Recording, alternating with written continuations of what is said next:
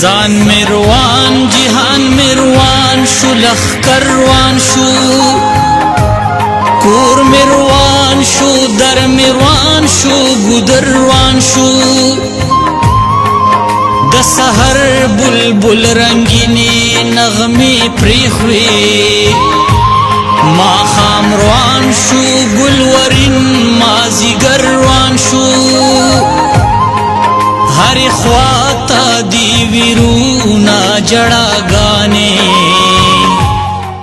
پسپیڑو می دپی روزگر روان شو ستاری دا گناہونا خبر سر مروان سر دپا سر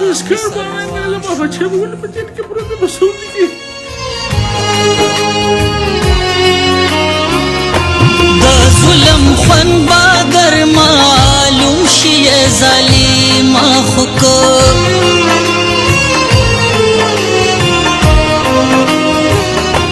دا ظلم خون باگر معلوم شی ظالم خوکو داستا بچی چرتا پلاس د زور ور او لگی سب پما باندې د کلی مازی گر اولم جن ما خام پغم جن زړه بس ګودر او لګي صبا علیکم ورحمت الله وبرکاتہ. زم ساسو رور ساسو ملګری طاهر خان دفتر کې یو ماشوم راغلی دوه سره نور دی یو د سپینګری بابا د چغیم تاسو واورې دی صدام بچی دی راغلی دی د خپل یو خور سره او د یو ورور سره د نکاح راغلی دی پریاد یې راوړی دی راځئ چې صدام به یې نه تپوس وکړو چې بچې څه پریاد راوړی. جی صدام په څه جوړ راغلی خاطرې دلته؟ جی زه د خپل پلار دپاره راغلی یم چې تاسو دې ځایګي ته زما پلار دی جیل کې 2 کاله وشو دا زمونږ دپاره تللی دی زمونږ د مستقبل دپاره او دغه شانتې کپل نیولی د ګاډي په کیس کې لکه ګاډی جنګولی دی هغه پیسې غواړي زمونږ سره پیسې نشته د هغه د لاسه زما تعلیم لکه فاتح شو ما په لسم کې په خپل لکه میټرک مې نه دی کړی فاتح شوی دی دا مې خور ده چاړی ده لکه یو مې بله خور ده د هغې نه زر کم دی دا مې رور دی او لکه مونږ په کور کې څوک هم دغه یو مور او دغه خویند بیرون یو نو زما دا عرض دی چې لکه ما د پلار سره لکه څوک امداد وکړي زما د پلار رضا کړي ستا صرف دغه خواهش دی چې پلار دې راشي دلته او څومره وخت وشو په جیل کې ګوله؟ 2 کاله وشو 2 کاله شو. ته تعلیم کې اوسو؟ تعلیم کوم ما په رسم کې فرقه د دې ریړه چلوي مزدوري اوس ریړه چلوي. ګونا می دادا چې پوښتنې په غیرت ولاړم چرته نکاڼي چیرا زی زما په سر او لګي سب پما باندې د کلی مازی گر او لګي غم جن ما خام په غم جن. دا پورا کاغذونه دي د صدام د والد سے کوم چې دا کاغذونه لګلي هم په دې اله باندې را لګلي که دلته چېرته څوک میلاو شي ګورنمنټ سایډ نه لږ مدد وشي د ایمبیسي سایډ نه او د روډ پته ولګي چې په کم جیل کې دی د د خولې دا وینا ده چې کله یو جیل کې کله بل جیل کې ښه دغه د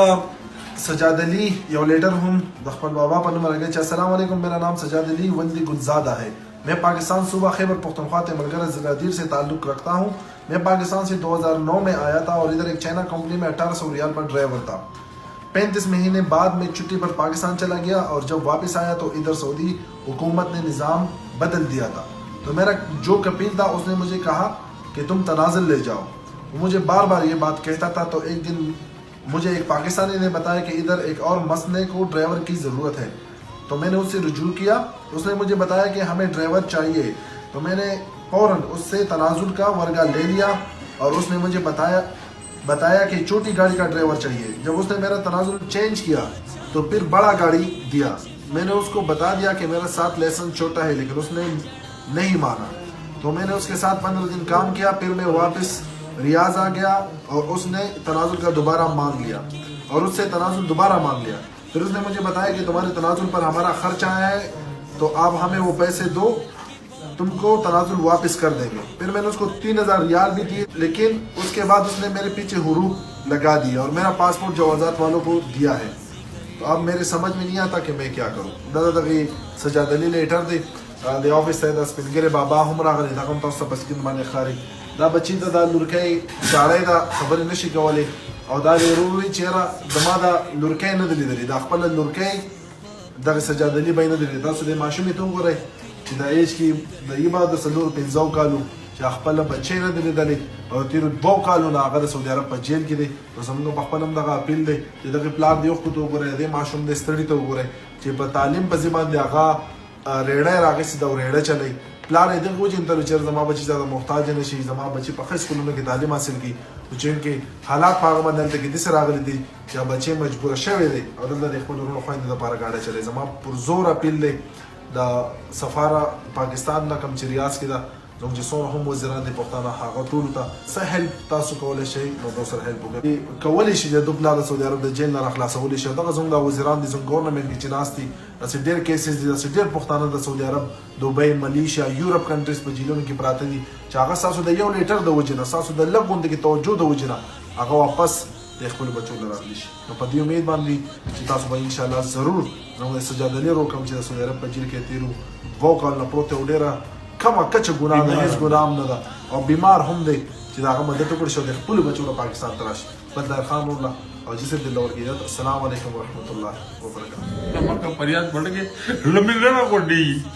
چې دومره قدر کار خپل بچی پس ډیر زیات خپم بچی ډیر به سری او یو الله به امداد کې استاد پاکستان مخلوق او د بار مخلوق سوره مسلمانان دي دیو دي د امداد کې کوم د خپل بچو ته آزاد کې کوم د خپل بچو خواله راځي. زما ټول ته دوا سلام دی والله دې بل دې کې منګرونه بایګان مسلمانانو په مسافرو کې الله دې ټول په خپل کور نو ثواب وکړي د دې متازو نه دې پامن کې هو